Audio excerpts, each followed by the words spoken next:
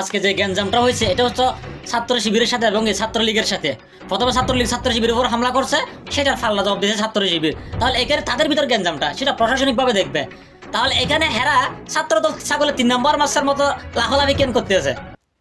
আসলে তারা হচ্ছে যে বিশ্ববিদ্যালয়গুলোর মধ্যে ন্যারেটিভ তৈরি করা শিবিরের সাথে গায়ে ভরে ঝগড়া করতে চাচ্ছে। তারা গায়ে ভরে ঝগড়া করে শিবিরের সাথে, এখন যেহেতু তাদের দল ক্ষমতায়, মানে কোনো একটা ন্যারেটিভ তৈরি করে তাদেরকে বিশ্ববিদ্যালয় থেকে বের করে দেওয়া, এটা হচ্ছে তাদের ক্যাম্পাসে ছাত্র শিবিরের সন্ত্রাসের হামলার বিচার চাই। তো ছাত্রলীগের বিচার তুমি চাওয়ার কে? তাহলে এখন তো আমরা বলতে পারি কি, তোমরা এখন ছাত্রলীগের ভিতরে গুপ্ত হয়ে গেছো, ছাত্রলীগের লঙ্গিত এখন তোমরা ঢুকে গেছো। এখন আমরা স্লোগান দিব কি, ছাত্রলীগ ছাত্রদল একাকার, বাংলাদেশটাকে করেছে হাহাকার।